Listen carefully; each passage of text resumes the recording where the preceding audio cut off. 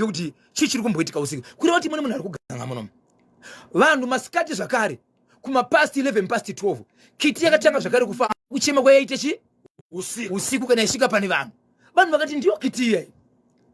Saka nyaya yakanetsa ndiyekuti vakawanda vakavhunduka pamusoro pekiti iyi nokuti kiti iyi maiti mukaitarisa maziso ayo aita kuti musanganise maziso acho aipinda aita senganobuda moto senganotosora. Saka vanhu vakawanda vanga vachisvika kuti hakuna kiti yakadai so chikonzero kiti tinadzo isusu.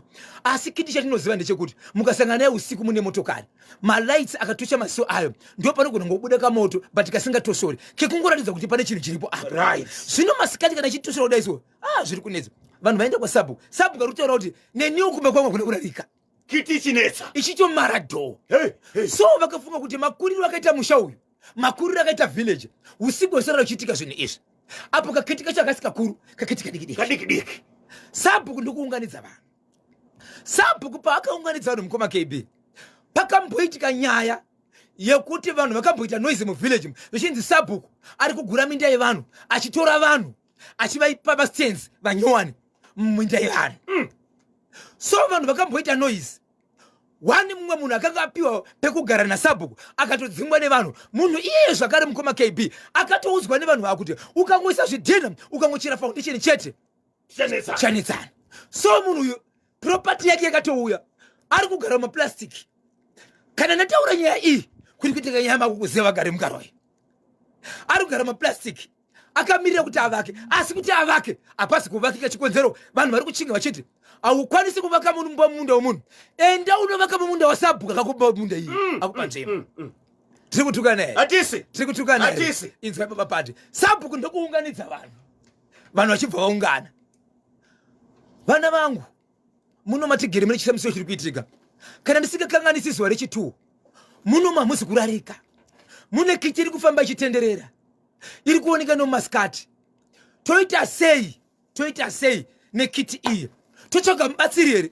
Muri kuzvionawo sei zviri kuitika? Vanhu vakaungana mukoma KB vanhu vakaungana mhuri yeZimbabwe kiti yepfe yapindira pamusangano ipapo ndokutoonekwa yatorara zvayo iri pavanhu ipapo. Kukiti yabva kupi katanga zvakare kublinga maziso. Vakomana vechidiki vakangora apa pamusangano wanachozvikanza imi kakajaidzwa kakitaka kakajaidzwa kitaka ndokungobuda mukoma KB. Handizivi kuti vakomana vekirango kana vakomana vemadrugs ndokunotora chisvimbo ndokuuya pakiti kukiti kiti yairire kunge belu katochema ndokurwa kechi2 kechi3 kiti katanga kubuda ropa pai mumuromo kechi4 kiti yange yachambira pamukomana pachesti pake ndopa yange yavo. Vanhu kiti vanhu kiti kusvikira abvisa iye ega kakiti vanhu vachisvika kunomubvisa akabvisa iye kakasiya kaita maronda nokudambura nesheti. Ndobva kakandako pakakandwa ipapo ndobva kagara ipapo. Mukomana ipapo mukoma KB munhu akarova kiti yewa ndokutanga kutokanganisika njere ipapo akutorora nenjere akutobvisa hembe akutopopota akutaura munondibvisirei munomu handisi munhu akafanana nevamwe here munondirambidzire kuvaka munondirambidzire kuvaka ndichavaka chete. Mukomana uyu ndiye akutaura but language nemashoko ari kutaura mashoko anoenderana nemunhu akarambidzwa kuita sei kuvaka. Mukoma KB musangano unokupera zvakanaka vanhu vakangoparara one by one but veukama vemukomana uyu vachibva vatora mukomana uyu ndokutanga kumusunga mangwana makuseni vachiti iwo toda kutsvaga mubatsiri nguna kuti batsira mukomana uyu kumapasi 10 mamwe museni ndiye Sarai achibva afa kudaro mukoma KB. Kiti iyayi kubva musi uyoyo wayakarohwa uyoyo haina kuzotenderera mukati menzvimbo ishi yaingoonekwa yakarara iri panzvimbo iyoyo vanhu vachingona iri panzvimbo iyoyo vanhu vakashamisika kuti izvo iri kudyei iri kurarama sei but vanhu vainetseka. Ndokubva kwapera 1 week kwapera 1 week mumhuri yeZimbabwe kiti iyo after 1 week ndokunzwika zvakare yakutenderera yakufamba zvakare yakuchema. After 1 week mukomana tovikowe yanzwika zvakare yakutenderera zvakare muvillage yakuchema zvakare yachema kudaro mukoma KB. Sabhuku ndo pakataura kati mhuri yeZimbabwe ndiri kukumbirawo kuti titsvage mubatsiri tione kuti zvirombo irifamba sei. Hatidi kupumana munomu hatidi kutaurana ane zvaari kufunga nezvaari kuona hazvina chokwadi. Ngatitsvage munhu anobatsira. Ndokubva kwatsvagwa munhu anobatsira mukoma KB. Usiku hwakaronga vanhu kuti mangwana pawanikwa munhu anobatsira kuchaende vakomana kunobhadhara mari mubatsira uye munomu. Kumapasi 1 dzeusiku dhora Sabhuku ndokubva ranokwa. Sabhuku vana kudavira. Sabhuku vana kudavira. Sabhuku vana kudavira. Kuchibva kwazodavira munhu achiti Sabhuku mafunga mabvuma kuti muno mumuyo mubatsiri. Dambudziko nderei? Sabhuku akaramba akanyarara. Sabhuku akati ndiani? Zvikanzi davirai zvatiri kubvunza. Yes, mabvuma kuti Sabhuku mubatsiri auye muno. Ari kuya kuzobatsira dambudziko nderei? Sabhuku marwariro here? Sabhuku mafirwa here? Sabhuku muri kurwara here? Dambudziko nderei? Tisati tadzokera davirai. Right. Sabhuku anokudavira. Nyaya iyi hatisi kuda mubatsiri munhu. Nyaya iyi ichatongwa nemisabhuku igopera sekungana kwamakaita yapera Sabhuku aiende kunyange kwamambo. Kana muchida dambudziko Sabhuku ita izvozvo. Sabhuku ari kumuka kuseni. Sabhuku vakamuka vachiti kuvanhu handisi kuziva kuti zviri pandiri ndange ndichirota here kana kuti zvaitika ndakateerera. Vari kuudza vamwe vanhu. Kwaita mumwe zvakare wefamily iyoyo ari kutaura mashoko ekuti kumba kwangu ndavimwa zvakare ndikaudzwa mashoko iwawo kureva kuti kwaiye kutaura kwange kusiri kurota. Ndokubva kwaenda kunoshevedzwa mubatsiri. Mubatsiri achibva auya. Kuuya kwakaita mubatsiri mhuri yeZimbabwe. Achibva asvika mubatsiri akati handisi kuda kuenda kure. Handisi kuda kutaura zvakawanda. Sabhuku nemhuri yenyu biri apa. Munhu akauya kuzobatsira mukoma KB ndobva angosumudza. Murume akasumudzwa mukoma KB nemhuri yeZimbabwe ndiye murume uya ane 1 month auya munzvimbo uya. Zvikanzi baba simukai. Munogara kupi? Ndokubva ataura kuti ndinogara muno muvillage. Iye ari panapa uyu ndiye Sabhuku wangu. Zvikanzi all right. 2 kureva kuti muri munhu mutsva munomu. Kwamakabva nenyaya yeyi. Sabhuku munhu asati apindura uyu. Makapiwa here tsamba transferring letter kana tsamba inoratidza kuti murume weku akabva kwakanaka. Zvikanzi handina. Sabhuku makamutora sei? Makagamuchira sei munhu asina tsamba? Zvikanzi ndiri mwana weZimbabwe. Uyu mwana weZimbabwe. Chandakada kuti chiitike ndechekuti munhu afane kutambura nyika ino vakwiri nzvimbo chiripo. Ndokusaka ndakaita sei? Ndakamugamuchira. Zvikanzi wo baba taurai kuti makabva sei? Munhu uya. Baba ndokutenderera.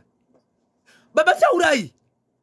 Zvikanzi izvo kune mwana wemunin'ina waSabhuku kunzvimbo yandaigara akarumwa nekiti. Arumwa nekiti vanhu vachibva vapomera kuti kiti yaruma mwana uyu ndiyangu but kiti yake yasira wangu nekuti ndaisafuwa kiti. Ndozvandakadzingirwa. Ndosaka ndakazoya kuno. Ndosaka ndakadzingwa. Zvikanzi Sabhuku nhasi nyaya yemaunganidzira vanhu panapa ndiyeyi. Zvikanzi ndekiti. Mune zvipo zvamoda nditaure mubatsiri. Zvikanzi ndirirei mberi nokuti kiti yamuka ichichema zvakare. Tatomirira masikati anhasi nokuti inowanzotika yausiku ino yamasikati. Vanhu vakaungana pamubatsiri mukoma KB. Kiti yapindira. Kakiti kaya futi. Kakiti kaya. Kapindira ipapo. Zvikanzi zvandakuda kuita panapa ndezvekuti baba chinhu chauya ichi kiti iri panapa ichi hamuizive.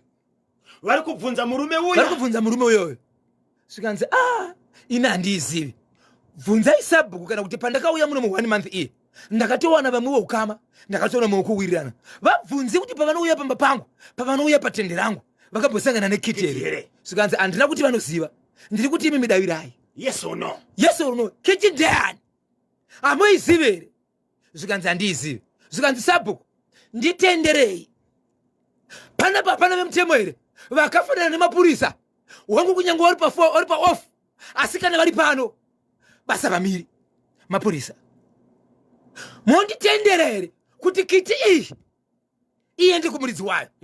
Asi zvandakuita pano kiti kana yakuenda kumuridzi wayo nemuridzi wayo vanenge vasisawirirani chikonzero iramba. Right. Kana yakuenda pamuridzi iri kunomuataka iri kumurwisa anenge ama1. Zvandakuita kiti iya yangu nekuti yashaya muridzi. Beyond deep down beyond deep down deep down, Oh, beyond, beyond, deep down, beyond, deep down, beyond, deep down. Yeah, Yemelio, Varoia, Vanapiro Buba. Iwe, Zvikanzi kudiko naSabhuku. Zvikanzi naSabhuku. Inini handirambi. Kuungana kwaita vanhu pano haisi nyaya yangu. Inini ndinotungamirira vanhu. Zvido nokuchema kwevanhu ndozvataita pano. Right. Mukoma KB, zvikanzi munonditenderere ndichiendesa kiti kumuridzi wayo. Ati kusanganisira hama dzemukomana akarumwa nekiti akafa. Papa, kiti ndokubva yangu mwaiwa mvura dzaikamwaiwa. Kiti ndokujamba, kiti mukoma KB yakataka kuchera pasi nemakumbo. Ikatarisa kumabvazuva, ichichera pasi, ikatarisa kumavirira, kumeodza nyemba, kushame, ichichera pasi, kusvika gomba radzika, ndokubva yaisa musoro wayo mugomba. Ndokubva yasimudza makumbo mashure mudenga. Ndokumisa musi wemudenga. Right, yakadaro. Zvikanzi nemubatsiri, hey! Hapana muridzi wakiti here. Nokuti zvakuuya. Zvikanzi hapana. Baba muizive here imi. Zvikanzi handiizive here. Papa mukoma KB hapana akaona kubuda kwekiti mugomba here. Kiti yange yatori kumusana kwa mjara uyu. Maiwe, kutaka kurumwa nekiti. Yakatozobviswa nomubatsiri. Vanhu vachibva ipapo, Sabhuku akanzi, Sabhuku, unotungamirira isusu nemunhu wako uyu. Garai maruva pasi. Wonai kuti kuvira kwezuva munomu, munhu wenyu anengabuda muno. Atisi kumuda muno. Sabhuku pachaka yakashidzira kuti ndozvandiri kutodawo murezo, ndokumbira kuti mundiregerere vabereki. Ndakaita zvinhu zvindegezvi, asi ndekumbira kuti vanhu vakafana vanenge vanhu sokugara kunoita vamwe vanhu. Murume kusvika azotaura akati, hongu kiti yanga iri yangu. Asi ndoda kukuzivisai kuti inini maitikiro ari kuita kiti aya ahaziriwo. Nokuti inini chinhu chandakapiwa, ndakapiwa chiri chinhu. Hongu ndakaudzwa kuti chinoshanda sekiti, asi ndaisaona kiti muupenyu hwangu. Kwandakabva uko ndiko ndakataka kunzwa kuti kiti, asi inini pese pazvaitika izvo ndaisaziva kuti kiti, asi kwandakatora ndakaudzwa shoshana nekiti. Makapiwa kupi? Saka ndakapiwa kunonzi kumkumbura kuborder post. Munhu wandakandipa uyu anogara kumukumbura, asi anotaura mutauro wekuMozambique, asi kumkumbura ndo kunobva kafiri makazo. Brafidza. Baba vanhu. Vakapiwa vachinzi chii? Vane mushonga vakaenda vachinobatsirwa. Baba vanototi dai maiziva mari yangu yakatoshota. Munhu kana chigara muZimbabwe aitoenda kumhiri kuMozambique achinorima ikoko. Kwai ndakatopedza mwedzi ndiri ikoko ndichibatsirana nawo basa. Muererano kuti mari yandakanga ndanzi ndibhadhare pamushonga uyu yaisakwana, ndikati gai ndishande hangu ndichibatsirana nemubasa ndichigara ikoko. Tema ugari. Asi handina kuziva kuti zvinhu zvandiri kusoka apa zvakamira sei. Zvikanzi nevanhu ingano idzenyu asi zvekunuko muno muvillage hamuna nzvimbo iyi. Chokani. Munhu wandiri kutaura mukoma KB akaita mazuva achigara paroad. Hapana ari kuziva kwaakaenda, vakatozokuona munhu pasisina. Ipapo Sabhuku izvezvi akashevedzera musangano akati, ndiri kukumbira kuti mukanzwa ndichinzi ndapinza munhu muno zvisingazivikanwa nekomiti nevamwe vanhu, please mundibvunze. Murume uyu wekuberekwa nekiti, kuti wekubereka kiti mushure mekunge mubatsiri auya kuzobatsira, anga nemhuri here? Anga nemhuri, mukadzi nevana 3, asi vana vake vese hapana ndochikoro. Vana vadiki, nokuti 1 mukuru anenge ari kuma 5 years nematwins maviri, vana vatori pasamo. Vachiri vadiki. Iye ari kuti akanopiwa mushonga kumukumbura nemubatsiri wekuMozambique. Achiti ndiwe chii mushonga uyu? Nakwadzi varume munoziva kuti haufaniri kungorarama usina kusimbawo, chiremerera pane vamwe. Right? Saka ini handira kuziva kuti zvokuti kwaikiti zvese ndakazviudzwa, asi ndaisaona sekiti, ende upenyu hwangu kugara ndichigara nemushonga uyu handambogara ndaona kiti, asi pandakautora ndakanzi nogona kungosheresa sekiti, asi handambogara ndaona kiti. Kiti kuti ndizive kuti zvinenge zvakuda kushanduka inyaya yekuti kwandakadzingwa kune munhu akarumwa nekiti, asi vanhu vaingoti kiti yaruma munhu ndeyangu, asi ini pamba pangu handira kiti, ende zvechokwadi handira kiti. Sei paibvunzwa nemubatsiri kuti imi baba hamuzvizivi here airamba. Anzi kuti ndikuudze muri yeZimbabwe nepanga pasvika nyaya zvanga zvakaoma ende hakuna izobvumogara nini. Ya, regai tinzwe kuti wadiwa vateerera vanoti kudini 0713938538 0713938538 tsika mwana tsika.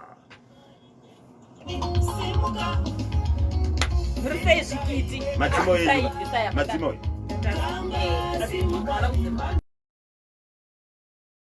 Zini pamapango andrakiti ende zvichokwadi andrakiti. Sei paibvunzwa nemubatsiri kuti imi baba hamuzvizivi here airamba. Anzi kuti ndikuudze muri yeZimbabwe nepanga pasvika nyaya zvanga zvakaoma ende hakuna izobvumogara nini. Ya, regai tinzwe kuti wadiwa vateerera vanoti kudini 0713938538 0713938538 tsika batsira tingati susu bunhu rekukaroi iro. Murume uyu anga ane mushonga waishanduka kuita kiti. Mubatsiri akati mushonga uyu wapera here kana kuti ucharamba uripo. Aiwa kwanzi ndapedza nazvo. Ndapedza nazvo. Kana aramba ndichaita kiti yangu inini igorwisa muridzi wayo. Nokuti haifani kuridza muridzi chikonzero vanenge vachizivana. Kana wairamba ndichaita yangu. Kana yakuya ikoko munenge mave ma-enemies. Zvakatoitika ipapo. Inzwai kamekanya kadiki kana ngoti ndingoziisa vanhu. MuZimbabwe mawande makambani mukoma KB ari kuvhura achipinza vanhu basa. Apinza vanhu basa anongomuka akavharwa. Akavharwa kudaroka vanhu vari kudyirwa bhonzo. Vanonyatsoudzwa kuti tine ma-lawyers and for sure ma-lawyers ariko mari havaiwani kambani yavharwa. Chii chiri kuitika? Kune vanhu vari kuvhura makambani wapinza vanhu mabasa kana kuti mamwe makambani akagara ariko kudhara kana akuvharwa mukoma KB vese vakanga vachishanda ipapo vasara vaine chinhu makambani ari kungovharwa vanhu vakarowa pasi zi ukada kusimudza musoro ukada kubvunza ma-lawyers ari kumira ende for sure ari kumira nekuti vanhu vane chavari kuwana iwe kuti uwane lawyer. Baba Isabel kana muchitaura kuti muZimbabwe muri kutaura nezvemakambani anosvika panhamba ipi? Kutaura kuri kwandeve ndane 6 makambani. 6. Izvo zvitikati vakashandira makambani vari panhefenyuro vapose apa izvo mukoma KB munonzwa tsitsi. Alright, makambani aya vanga vachiita bhizinesi rei? Mane mabhizinesi akasiyana kusanganisira vanogadzira zvigadzirwa zvimwe zvokudya mamwe maindastri chomahombe kutoti anoshandisa motokari dzakakura pane zvavanenge vachiita. Baba Isabel, pandakapinda basa inini kana kuti uchipinda basa unofanirwa kakusaina inonzi contract. Ichokwadi mukoma KB. Basa rako rawapinda iri ndiri mugrade 9 ini ndinenge ndichitambira mari yakati. Vanhu ivavo pawakapinzwa basa pane here zvinyorwa zvakanyorwa kuratidza kuti wapa basa. Vatori nezvinyorwa ende vakatoenda kumwe kunoratidza kuti ndo kunoendwa asi vane madhesi ari kura machimwenda kumberi hapana chiri kushanda. Saka vari kuti kudini vashandi? Kwanza tichazivi toita sei? Mungatisirawo kupi kwatingabatsirwa nokuti tikaenda kwacho kunofanira kuti kuendwe hapana chiri kushanda. Tikade totoudzwa kuti mari yachona iyoyo ndosaka tine ma-lawyers. Chandinoziva sekuti ZBC National FM. National FM inhefenyuro iri pasi peZBC. ZBC inoita nezvebroadcasting anditi tine union yedu iriyo kuti kana inini ndichigunun'una semushandi kuti sevashandi tinofanira kuenda kuunion ikoko. Vakaenda here kuunion iyoyo inomirira vashandi vanoita sei vanotefenyura? Vakaenda mukoma KB. Vakaenda kana vaenda ikoko vari kuudzwa madhesi ekunzi uyamisi wakati ende kubva ikoko vamwe vachoenda about 3 times avasangana nevanhu vacho vanenge vachikonzi dzokuyamisi wakati dzokuyamisi wachai asi vamwe vacho dzimwe dzenguva vachitopinda pamagedhi ezuva ravakauzwa vanotosangana nevamwe vakuru vemakambani acho vachibuda imomo zvavharwa.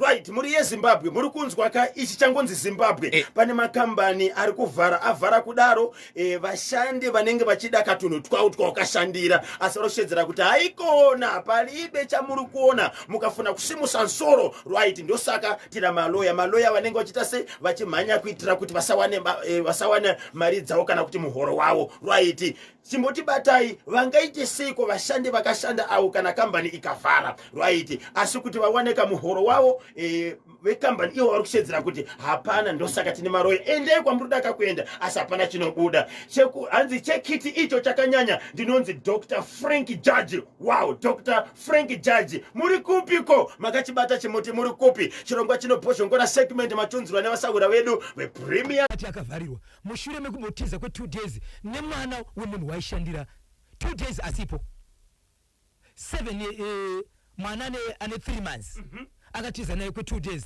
asi akazobatwa mushure mekutendedzwa pasocial media akaona kuti ndakuzikanwa asi mwana akamuzora iye ari mukati. Ndine nyaya yakaitika paGlenview 4 yavakomana mukomana akabva kubhoera achivedza vaning'ina vake vanga vari kubhindura kukorokoza zvikanzi kuHarare kune munhu ari kudanana nemukadzi wangu ndokubva wasangana muHarare ndokusangana paGlenview 4 ndokurova umwe muchinda wakaiti ndiri kutora mukadzi wemunhu munhu achibva adonha pasi akati zi vakafunga kuti aita sei afa kuchibva kwasvika umwe munhu akamira ipapo zvikanzi uyu witness achatitengesa ndobva varova iye wakarova kechitu ndokubva afa uyo yakarova pakutanga ndiye muridzi wenyaya achibva pepuka akazofa asi muridzi wenyaya vanhu ivavo mukoma nemuning'ina varipo 3 mukoma muning'ina nemuning'ina vachibva kubhowera 1 akazoendesa kumapurisa ega 2 vachibva vatiza mukoma akabva kubhowera ndokuenda kuSouth Africa ndokuzodzoka achiti mukoma wangu niwe ukama ndakasuka muna kundimiririra ndakudzoka kumusha asi ndira kuuraya vamwe hama dzangu 5 nokuti hamuna kundimirira ndakuya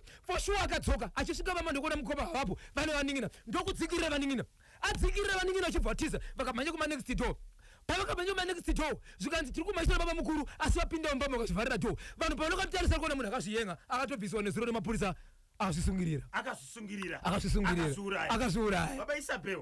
Kana munhu akakuudza shoko rekuti ndiri kuya kuzokuuraya rega kutora mashoko iwayo sedambi enda kumapurisa kunoripota enda unoza mapurisa kuti pane munhu ari kutaura mashoko akati yes ichokwadi mukoma kebe vagare vakazviziva ende munhu aitoda kufa nevanhu vake mazuona ende sho akazofa ende mukoma akaona vasipo so mangwana tinenge tichitsudzura boshongora segment tiri padomboshava sinotenda pane vari kutsvaga namba idzo dzekiti dzekukaroi pamwe chete kanedzemubatsiri uya wekwarusape papa Isabel. ichokwadi muri yeZimbabwe rega ndirebe ndichiti izvo namba manekeda kudachita namba idzi muri yeZimbabwe ndiri kukumbirawo kuti panhamba idzi garai matora ballpoint nepepa kwete kuzoda kuti muri pafoni moda namba asi nyaya dzandiri kutaura namba yandaitaura nhasi yekwasabhuke kukiti 0781 150 770 0781 150 770 nyaya yekuchinho yedanda 0712 380 857 0712 380 857 pamwe chete nechekubhinga chinoti izvo 0713 ndofunga namba idzi dzarasika sikudzinzwisisa ndichadzisiya dzikadaro chikonzero dzinobva dzarasika 0781 150 770 ndinovimba kuti ndidzo namba dzacho vanoda kundibata muri yeZimbabwe munondibata panhamba dzangu dzisina chipomerwa idzi namba dzisinganyadzisi dzinoti izvo 0771 545 025 0771